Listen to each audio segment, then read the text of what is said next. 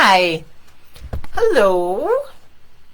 Hi gang. Hi gang. How are you? Sorry, I am trying. I had bought a fancy wee, I found it, bought a fancy wee ring light to see if we could not make me look like a ghost. All it does is reflect off my glasses, doesn't it? Right, welcome. There's Claire Manning. She knows the drill. Not even said it yet. If you're here live, give me a wee hashtag live. And if you're here on replay, put a wee hashtag replay in the comments. So tonight I've got low FPS. I don't know what FPS is. I don't know. I'm sorry, I am not that technologically advanced to know what low FPS actually means.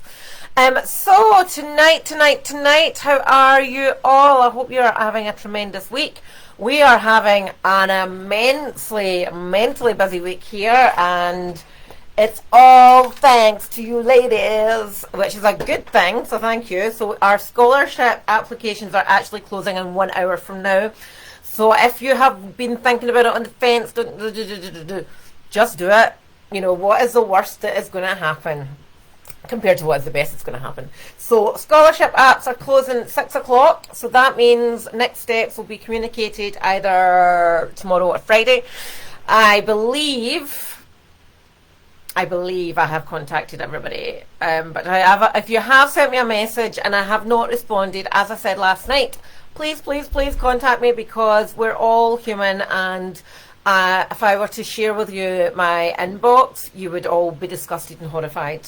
Just know that. You'll be like, oh my god. And it's not an easy, there's no filters, it's just as yours is, just messages. So tonight we're doing a deep dive into some popular diets, which are now being loosely termed high street diets, and I am totally on board with that, because I think that sums it up pretty well for me, as that's just an off the shelf plan of attack, which some are worse than others, some are better than others, and I'm going to take you through a little bit of that. So what I would love to hear from you guys, if you are catching me live, is to give me your experiences. I certainly know a lot from our own clients' experiences, because this is an area that we touch on when we're doing our consultations. You know, what have you tried? Why didn't it work? How did you feel about that? Blah blah blah. And I also have my own experiences to refer back on as well. So some of you might have heard some of my stories before, but if not, I'm going to regale you with them tonight. You're so lucky. So my intention tonight is to get this closed down by 5:30, because I am doing a session in our client group at 6:30. So then I'm going to have some dinner in between that time, and I have to get changed into some fitness wear, because we're doing a getting your muscles activated properly session. So I want to try and show off some muscle tone. I do have muscle. Right, okay, so a deep dive into diets. So when I was putting out the comment, putting out the title, it was, you know, Slimming World Weight Watchers, Noom. This incorporates, I talk a little bit, I'm going to talk a little bit about keto and fasting as well, and because it all applies, because basically the thing about every single diet that I am going to talk about is because they all follow certain principles. Oh, there you go. Actually, Claire Manning, that's reminded me, I think it was Protein World, that I saw earlier today in Boots, and it's the Slender Mix. Anyway, terrible marketing. Anyway, right, so the thing with every single diet that anybody will ever do is it's based on you following instructions that somebody tells you. And when you follow these instructions, for the most part, people will see results. Okay. Now, whether that is your Slimming Worlds or your Weight Watchers or your Noom or your keto or your shakes or your paleo, if anybody remembers paleo was a thing once.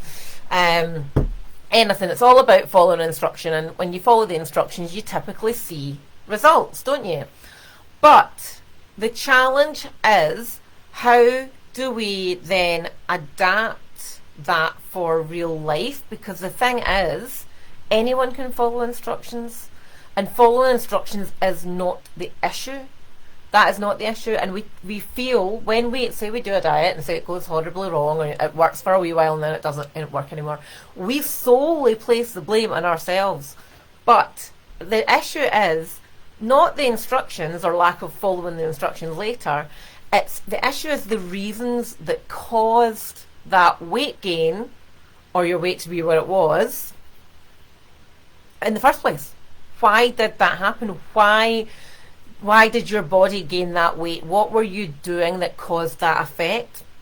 And so the issue is the reason why that gain came in the first place, or why, always been overweight. And those reasons, if we don't tackle those reasons, that's why 90% of the people who experience weight loss with a high street diet will regain it back, because we don't tackle the underlying reason. So I want you, you sit and think right now, why am I 2 stone overweight? Why am I 2 dress sizes overweight? Why, blah, blah, blah. Or for the girls that are in here watching tonight who are our clients, why was I overweight? And there's hundreds and hundreds and hundreds of different reasons. It could be somebody experiences boredom eating, or stress eating, or disordered eating. All kind of comes under that bracket. Social pressure, this is hugely common, especially for the busy social bees amongst you, like always wanting to be in the thick of things, always eating out, always drinking. So there's that social element. We also have the whole COVID isolation, really bored, not knowing what to do myself, feeling stressed, eating too much and drinking too much, not moving. It could be hormonal changes, it could be negative thinking, it could be no adaptation to your lifestyle changes, it could be anything. And those things, those reasons don't just vanish. You don't just join Slimming World and all of a sudden all those reasons vanish while you're just following the instruction. That's not how permanent change works. So if you think about it, what's the phrase? Old habits die hard, which just makes me think of Bruce Willis, which coming up for Christmas is probably the right timing to be thinking of Bruce Willis. So if you think about, what have you done before, your Slimming World, your Weight Watchers, have you lost any weight and then regained it? Chances are, yes, you have. And you're not alone. 90% of people are in the same boat. So we know, and we all should know by now, yes, Catherine, high calorie food is nice, and I can actually explain that. So you're not quite there in your journey yet, but you'll be learning all about this soon enough. But fat, right? So fat as a macronutrient contains double the amount of calories gram per gram than protein does, or carbohydrates do. So if you take 50 grams of butter and 50 grams of chicken, the butter is going to have twice as many calories because it's made up of fat. However, fat tastes good. Fat is a substance that makes our food taste good. And then when we start going with all the low-fat foods that you may buy, and if you think back to your Slimming World experience, for example, your 0% fat Miller Lights that are just filled to the brim of saccharins and sugar, artificial sweeteners to make them taste good because the fat has been taken out. So fat does actually make taste good, and we shouldn't be removing all fat from our diet because hormonally it's actually very important. That is a whole different masterclass. Okay, so the principle of every single diet, weight loss, the scientific equation is calories in versus calories out. It's so simple, so simple. That is the simple equation. And that, you can listen to all the keto people who tell you it's nothing to do with that, and it is, because the designer, creator of keto actually had his studies completely restudied by independent experts, and every single one came out, the reason this works is because it's calories in and calories out. So you can go back. We have a special name for keto people in our industry, and I'm not using it in this public forum because it's actually not a particularly nice term. So if you want to know it, you can ask me privately, but I'm not telling you in this forum. So it doesn't matter what it is, you know, Herbalife, Weight Watchers, it's all based on calories in, calories out.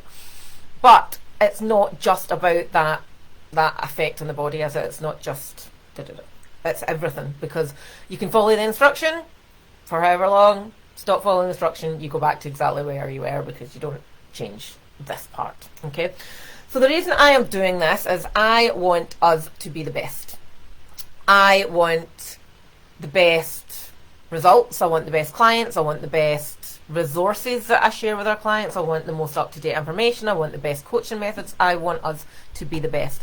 And I am confident enough to say that we are certainly up there. We have one of the biggest success rates that I have ever seen at 97%. We are shit hot at what we do. But I want to show that to you guys against what you see in the marketplace, if that makes sense. So over the past few weeks, I've been diving in a little bit to various diets and seeing what they're doing, what is working for them and what is not working for them, and what is working for their clients and what is not working for their clients. So I'm tackling tonight, I'm just going to tackle the top 3 really and see, and then if anybody does want me to do a deeper dive on the ketos, and I'm not doing Herbalife, I'm not even going to give them a hit on their website, I'm that disgusted by them.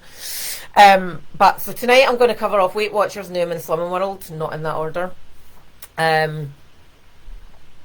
But yeah, so in terms of Weight Watchers, right, so Weight Watchers is the biggest across the globe. It's nearly 5 million, I think it's like 4.5 million, nearly 5 million subscribers over the world, right? So Oprah is absolutely rolling in it for this reason alone, and the fact that she is incredibly clever and has all her own businesses. So actually I do have a bit of a history with Weight Watchers, and I was thinking back about when the first time I did Weight Watchers was, I reckoned, when I was thinking back, I must have been about 27 or 28, and some of you may have known me then, actually, maybe. Anyway, I'd moved in with a boyfriend and gained some, you know, living comfortably weight, the extra, I didn't really drink wine then. Did I drink? Oh no, I did. I absolutely did drink wine then. So too much wine and too many snacks and takeaways and love foods.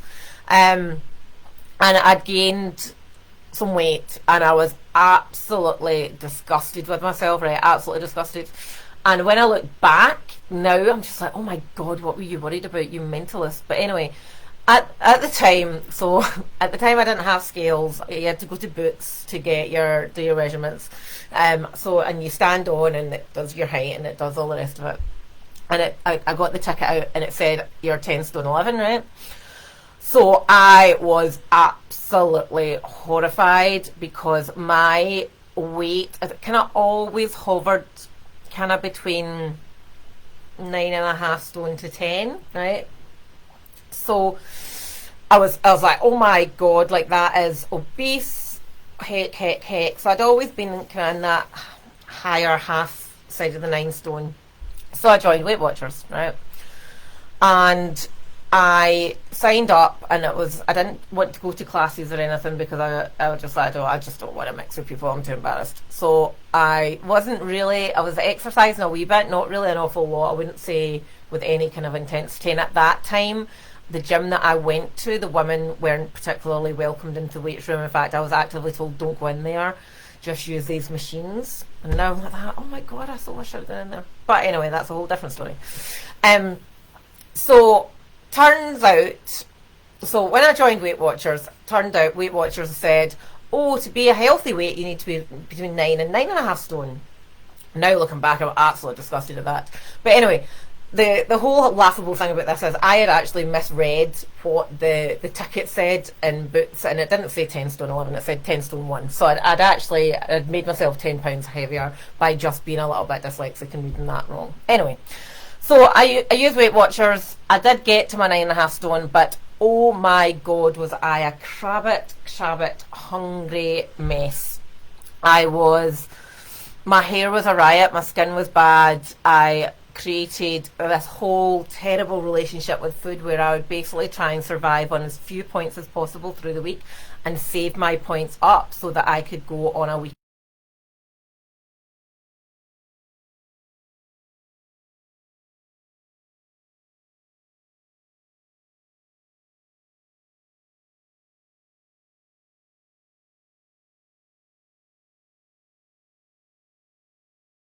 a packet. It was a can of mushy peas and some Space Raiders and an apple. That's what I ate.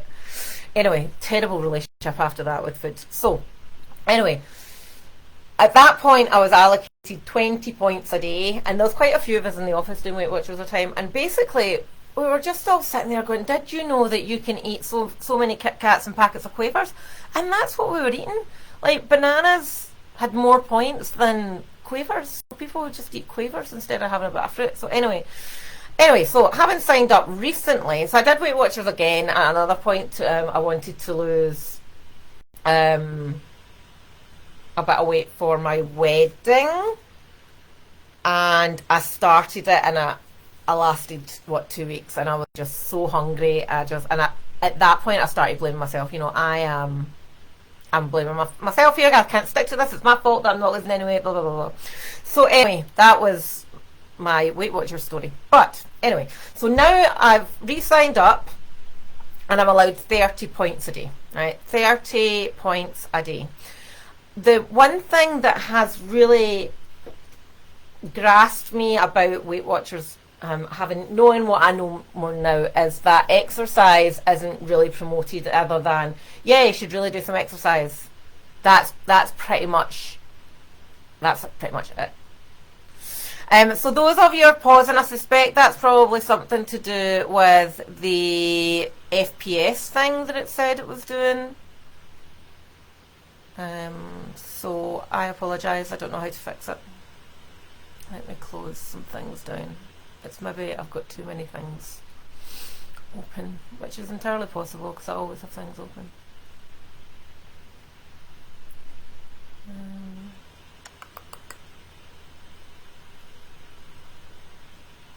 There we go.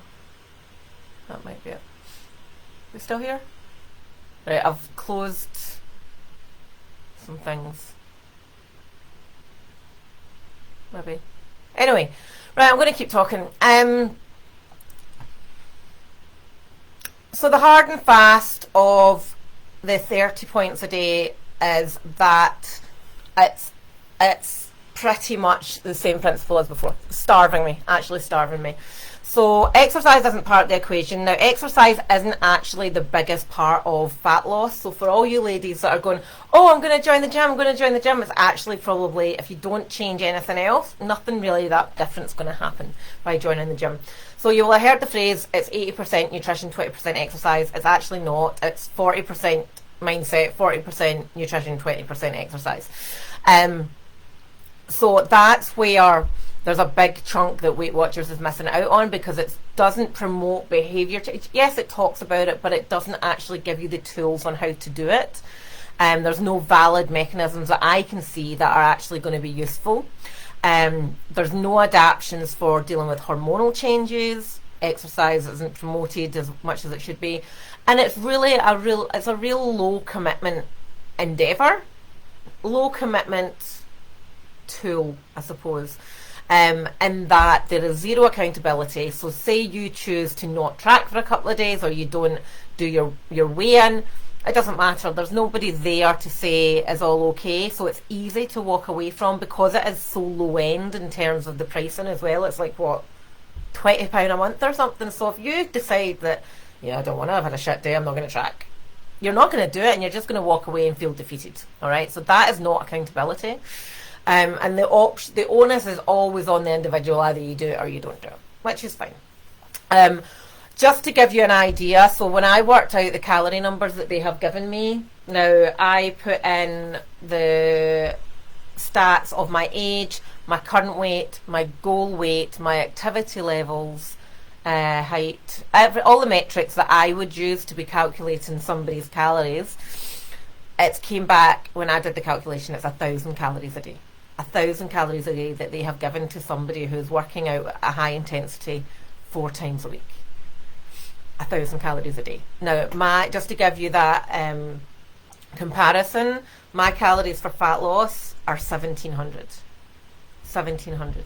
So there's 700 calories a day that I'm not getting. Now, yes, if I was to stick to that Weight Watchers number, I would lose fat, and I would probably lose 2 pounds a week, and I would be like, oh, this is amazing. And for 3 weeks it would be amazing, and then I would be hungry. I would be thinking, all I'd be thinking about is food, because I'm hungry, and I know that when I'm get hungry, it triggers this disordered eating pattern. Where I'll go, right, well, if I don't eat all through the day, then I can eat at night, and I never ever want to experience that again. I want to have that relaxed attitude to food. Anyway, so that is what I've basically deduced from that experience that I've just had with Weight Watchers. So it's a lovely user experience. You know, the app's beautiful, the resources are really nice. It just upsets me that when I ask people, and what have you done? Well, I've done Weight Watchers 4 times, it just doesn't work. Just can't get it. And, you know, if it hasn't worked once, if you've not been able to keep the weight off again for that first time, why not? It's probably just not the right thing for you, okay? So don't completely rejig the same journey time and time again. You're wasting time and energy and just getting frustrated, all right? So, yeah, I know, Sarah! Fuck's sake. 1,000 calories a day. Anyway, so, and that's the thing, like, a bottle of wine is 650 calories. So if I was to go and have a bottle of wine, you know, I pretty much alcoholed all my calories for the day, minus a meal, like having lunch. So, I'm not going to lie, that has happened before, where I've only had 1 meal a day and a bottle of wine. I'm sure it's happened to us all, Sarah Berloff. Anyway, so Slimming World, right? So Slimming World is actually my last... Oh no, well yeah, actually Slimming World is my last time I did any diet, okay? And this all boils back to when I went back to work after having my child. So some of you will actually remember I was miserable fat, I was really podgy, I was just like blah, that's just not me, you know. I felt shit all the time. I was always used to being, you know, walking tall, standing tall, wearing my heels, strutting about, full of confidence, leading my team, having good conversations with my management team, my leadership team, and I just wasn't being particularly nice to anybody, husband included, and he was just getting fed up because I was such a bitch and there was no sex and I was just distracted and lazy. And I'd seen everybody in the office was doing Slim World, and if you've ever worked in an office, you'll know everybody's got somebody there doing Slim World, everyone. And I would see everybody shoving their faces full of Ringos and mug shots, and I'm like, oh my god, and they're like, you can eat pasta and potatoes and like that. No way. So I was like, okay, let's try it, and I studied all the documentation, like, yeah, free food, you can eat all of this, you can eat all of that, blah blah blah. So I was like, okay then, and the trigger comment for me was, but you won't want to. I'm like that, watch me, I can and I will and I do want to. So anyway, long storyboarding is that I gained half a stone in a week on Slim World. Actually, stood in the scales, was just horrified. And now I know why. So for somebody who has experienced any form of binge eating behaviours or comfort eating or stress eating, being told that you've got free foods is not helping alleviate that situation at all. You know, it's actually just adding fuel to the fire, because it doesn't change disordered eating patterns. It doesn't help. There's no portion sizing guide. There's no understanding of, look, if you do eat more food of anything, if you eat too many apples, you will gain body fat. You know, there was no understanding of that, and there still isn't when I signed up over a couple of weeks ago and reading all the collateral and stuff. So yeah, this free food situation is, you know, it's like saying to an alcoholic, right? So I'm not saying that people who are overweight are alcoholics, but it's the equivalent of saying to an alcoholic, you can drink all you want of this 2% wine. it might not be as bad for your health, but drinking the same volume of 13% wine. However, it's not actually understanding any reason why you do what you do anyway. Okay, so again, the exercise thing, I'm not going to rehash that, but that's it. One of the things that really does hack me off of Slimming World is when you go into the in-person ones, and I only know this anecdotally because I have never been to one of these round tables sitting in the town hall getting, but I only had five Miller Lights, and being told by somebody as completely unqualified that you have failed because you have gained a pound and you promised that you would lose 2 pounds. That just boils my absolute piss. What's your goal? I'm going to lose 2 pounds. Right, okay. And you failed if you don't do that. And there is no focus on, well, what are the inputs? What is the, what are you going to do to achieve that? Because ultimately you cannot control what that number in the scale says. You can control what you do, put in your mouth, how you exercise and whatnot. But if your estrogen levels are high that day and you stand in the scales, Karen, no offence to Karen, but Karen, the leader, is going to go, well, you told me you're going to lose 2 pounds, you didn't. What are you going to do about it? It angers me, actually angers me. So anyway, and it's there's no qualifications, and yes, they get training, but they get training on Slimming World principles. They don't actually get trained in nutritional principles. And again, absolutely no focus on the why. There's no focus on pattern change. There's no focus on the habits that you've got and how do we change it, or your beliefs. Why do you do what you do, and why do you believe that's the right thing to do? There's no focus on that. So by this point, my experience by this point, I was training with a personal trainer and educating myself a little bit more on nutrition. And a kind of light bulb moment hit me about, because personal trainers don't prescribe nutrition. They can give guidance and whatnot. So I was doing a lot of research more, and that's when I kind of went, this light bulb hit me when, after a day of eating hundreds of potatoes and pasta because it's free, sitting going, what is wrong with me here? I actually felt like, if anybody's seen the movie Dodgeball, at the end, Ben Stiller's character is just sitting shoving his face full of food, and I was just like that. I'm just eating this food because I've been told it's free and I can. I wasn't hungry, I didn't want it, but I was just, what is wrong with me? Was that feeling of what is wrong with me? Why am I broken? And I actually wasn't broken. Now that I look back, I was completely indoctrinated into all of these stories that I've been told about. You can eat free foods and da-da-da-da. And anyway, so I ditched it. I was just like, I can't do this. Ditched it. Started doing implementing some of the things that I was learning, and I lost a pound here. By this point, I'd given up in the whole I'm going to lose 7 pounds a week shit. I'll lose a pound here, half a pound here, a couple of pounds here. But the biggest turnaround for me was that I was not stressed. I was not freaking out about, all of these different things, because I was in control of my actions, which was new. So anyway, that's actually the story about how I got to be doing what I did. So now I did a couple of low-level nutrition courses and started implementing a few more bits. And I was like, actually, do you know what? This is working for me, and this is gonna, I'm busy, I've got a young family, I've got a high-stress career. Oh, this can work for me. So then I did my professional qualifications, and here I am. But anyway, so that was the diet story of those two. Moving quickly into Noom, and this is it's not new to the UK, it's been around for a few years, and it's really increased in popularity maybe over the last 3 years, I would say, in the UK. Now, when I have trialled this, I had really high hopes. I really had high hopes because it was really much focused upon behaviour change and the psychology of change, which is hugely interesting to me, because that's very much an area that we focus on. Is about, unless we change our habits and our beliefs and our behaviours, fundamentally nothing else is going to change. Anyway, Noom I have not enjoyed because it's so fluffy. That's one reason. So I don't know if you know what I mean by fluffy. If you do, brilliant. If you don't, I just mean it's very fluffy.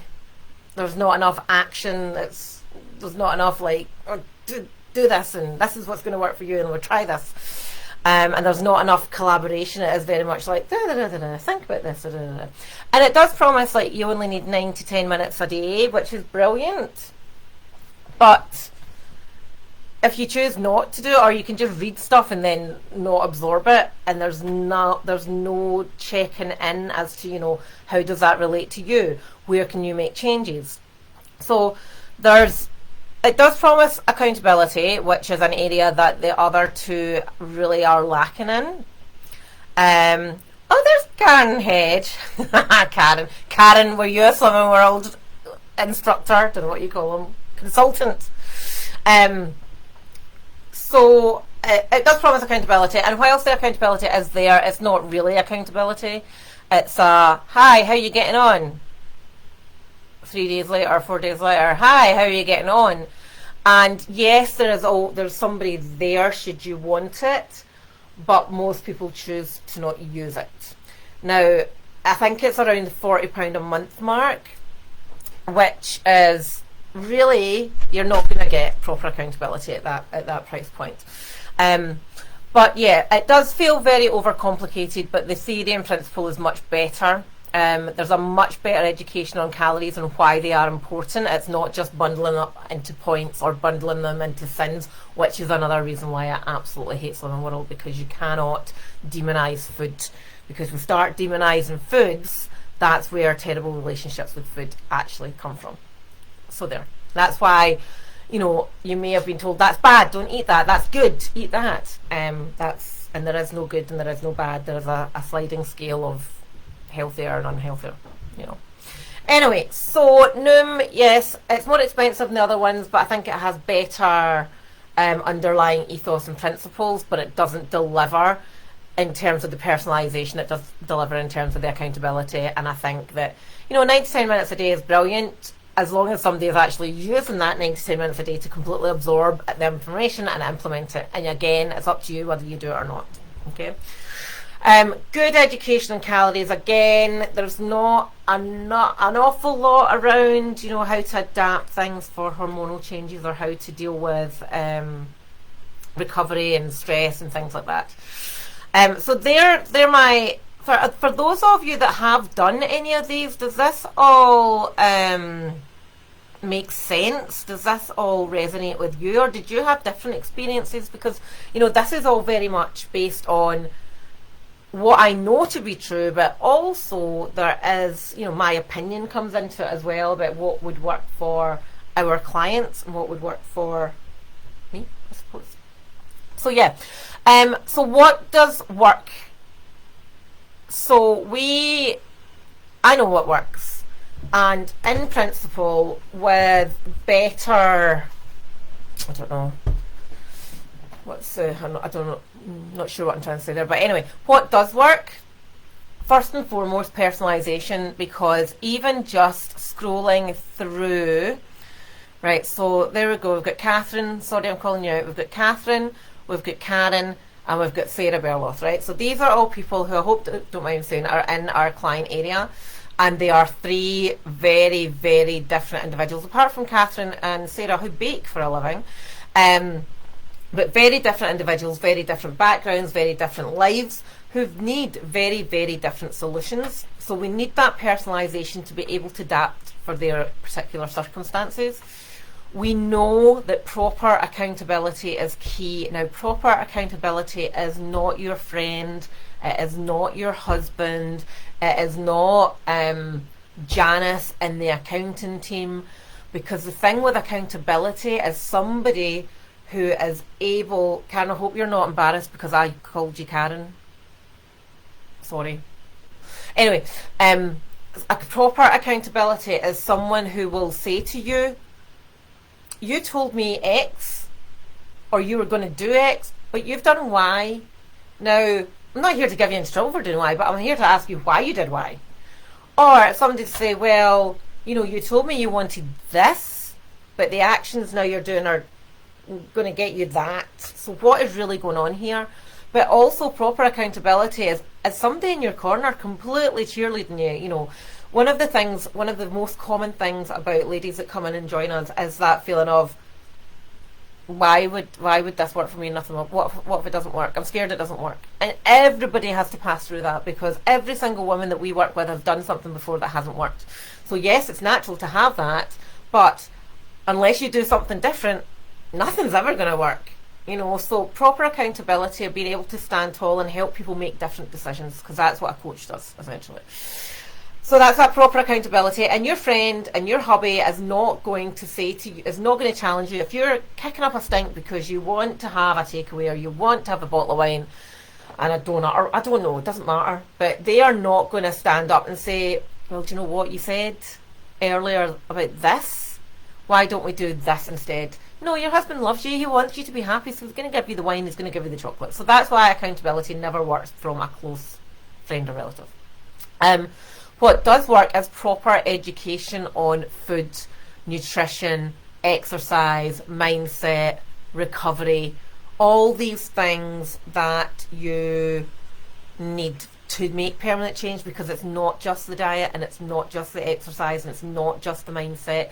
You can work on those things individually, but you're not going to get the end result to stick, because it all needs to work together. And if you did watch the training from a few weeks ago where I did the Holy Grail, where the cogs all join together, that's when it all works together, when the cogs join up. We does know it has to be simple, and that's also where I suppose that personalisation comes in for you, because if I was going to say, sorry, Sarah Berloff, I'm pulling you out again here. So if I was to say to Sarah, right, Sarah, you have got to go and make 3 different meals for your family, and you've got to go and find the freshest, most organic kale, and you've got to go and find hand-reared pork and locally picked saffron, which I'm not sure if you can get that in Maidenhead, but you know, that's not simple for your life. That's not going to work. And yeah, you might try it for a week and then you're like, sack this, I have got better things to be doing. So the simplicity element needs to be considered, and everybody's levels are very, very different. Adaptability, huge one, right? So you're 45, your hormones are going mental, you're getting hot flashes, you've been told by Weight Watchers that you need to eat 1,000 calories a day, which is 30 points, whatever it is, and you've got the hot flashes, you're starving, you're crabbing. You go and have a bad day, you're like, oh, fucked it. I fucked it now. Oh well, that's it. Failed. There's no real adaptability about what to do, how to do it, and how to recover from whatever that challenge is. And that's about teaching people how to make the right decisions no matter what is happening in their life. And you know, the right decisions might not be what you think are the right decisions, of going, oh, I must still eat the chicken, rice and broccoli. You know, the right decision for you at that time might be to go out for a nice meal somewhere cool with a fan. You know, it's about adapting all these life situations, because life is going to throw you a curveball. You're not going to get away from it. You've got family, you've got jobs, you've got houses, you've got cats, dogs, all these different things, and life is going to come in and give you a big punch in the face. And we have to be able to adapt to that. So we know that having that works. Behaviour change, knowing why we do what we do, and creating new ways of doing things. Because if we don't create new ways of doing things, we just keep doing things the old way.